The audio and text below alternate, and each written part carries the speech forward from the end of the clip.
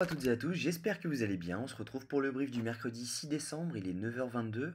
Aujourd'hui, donc, on va parler de mon trade que j'ai lancé hier avec vous.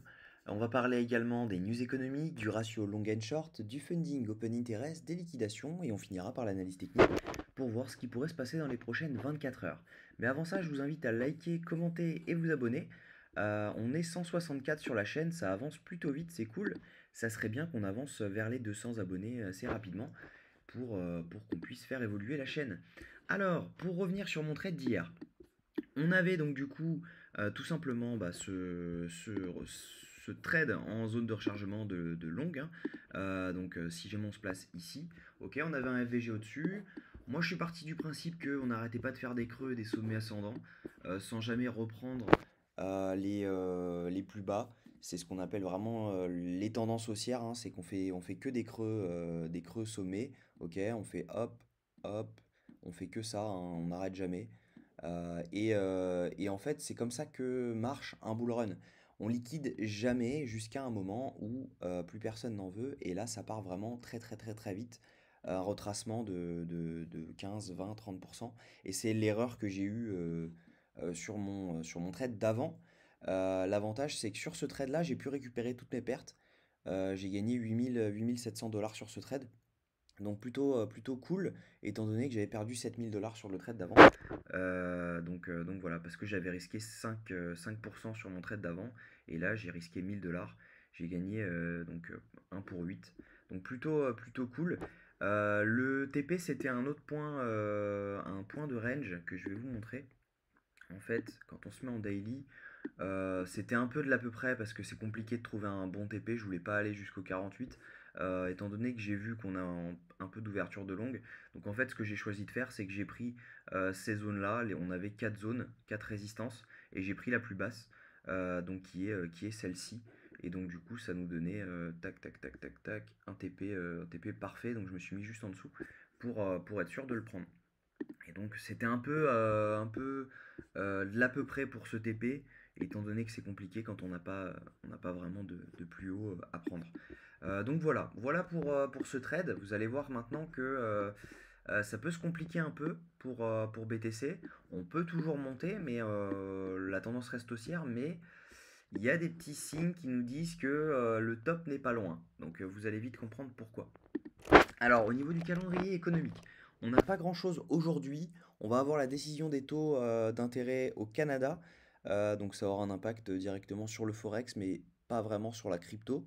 En revanche, donc ce sera toujours vendredi. On aura le taux de chômage US et la semaine prochaine va être très très importante, étant donné qu'on va avoir donc mardi l'inflation américaine.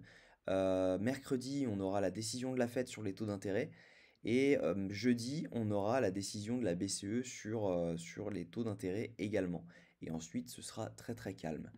Au niveau du ratio long and short, hier, on avait donc 250 millions de longs en moins sur Binance. Donc on a eu 250 millions de longs qui se sont ouverts sur les 24 dernières heures, sachant qu'il faut prendre en compte le fait que on a liquidé sur les dernières 24 heures, si on regarde, 92 millions de longues.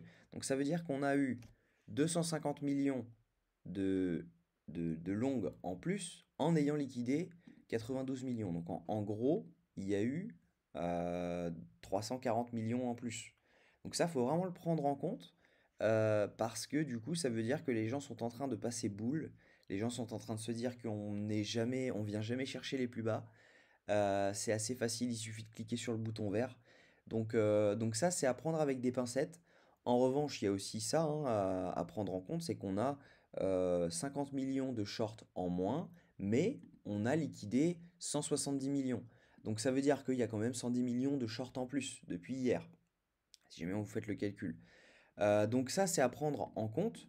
Tout simplement, on a plus de longs qui s'ouvrent que de shorts qui s'ouvrent pour le moment. Il peut y avoir un pivot qui va se faire prochainement. C'est vraiment à prendre avec des pincettes parce que ces informations restent pour le moment, euh, elles sont certaines, mais elles restent à prendre avec des pincettes puisque c'est pas ça qui fait le marché. Mais voilà, les gens sont en train de passer bullish et c'est vraiment à prendre en compte. Au niveau du funding Open Interest, on a l'Open Interest qui continue de monter, de monter, de monter, jusque, hop, tout simplement, on va mettre un peu des lignes horizontales pour que on soit fixé. Hop. Donc d'ici à ici, on a uniquement du short qui a été ouvert. Donc on a forcément des liquidations qui se situent au-dessus. On le voit, hein, le funding descend, hop, et l'open interest monte. Donc ça veut tout simplement dire que dans cette box, tout le monde a short. Dans cette box-ci, tout le monde a short, ok?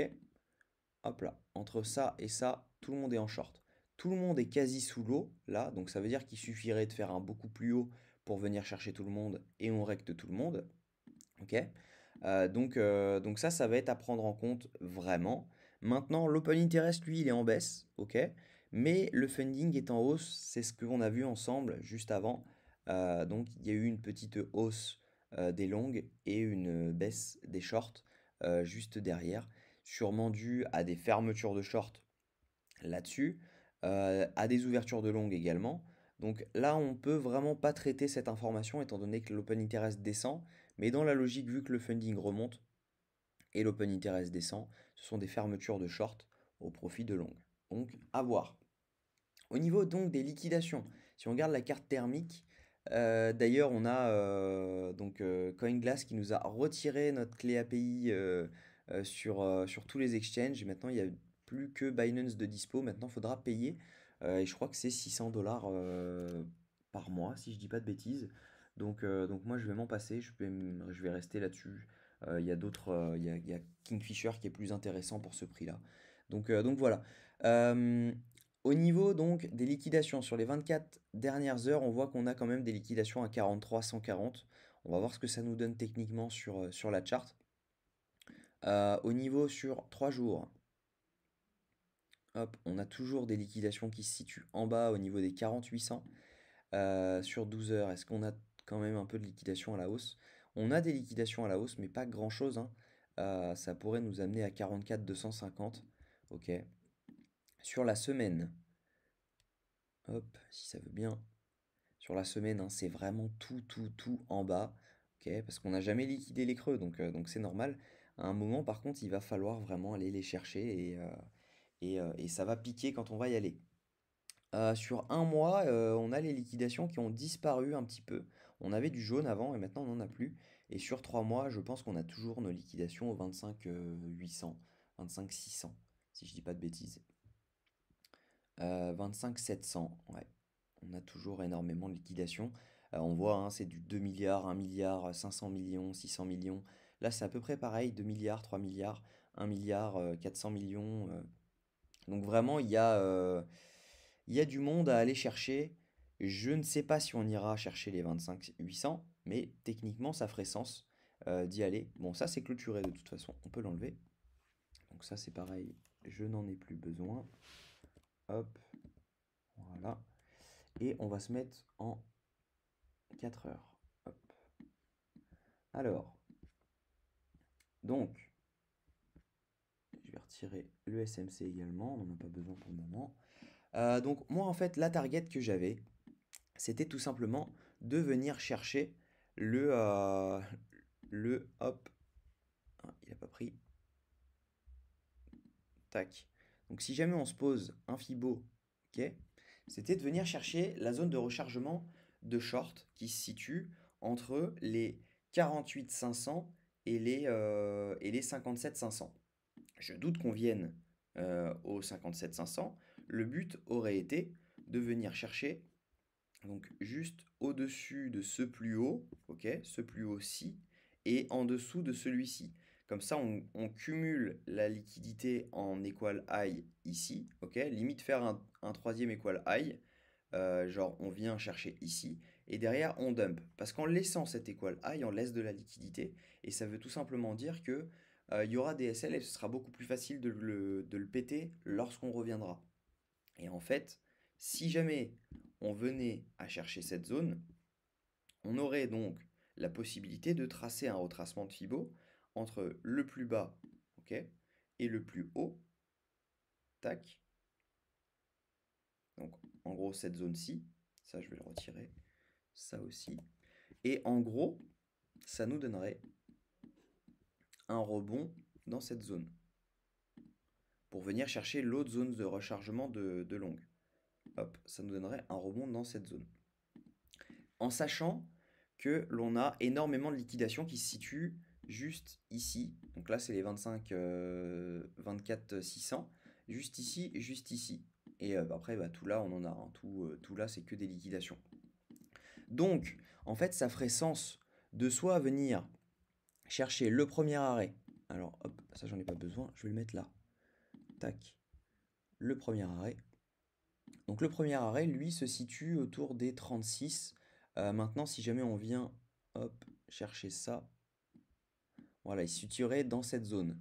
Donc, peut-être pas le premier arrêt, peut-être le rechargement de moitié, et étant donné qu'on a un FVG là-dedans, ouais, ce serait plus ça, à mon avis, parce que ce serait pas assez bas le premier arrêt. On a encore trop de liquidation, ça va aller assez rapidement, je pense. Donc, on aurait tout simplement, hop, si jamais je mets ça, la recherche de donc, hop, hop, de ce FVG, juste ici, ok. Le premier arrêt, la trendline qu'on se tape depuis février, ok, qui est juste là. Donc, ça ferait sens d'avoir un rebond si jamais on faisait quelque chose comme ceci, hop.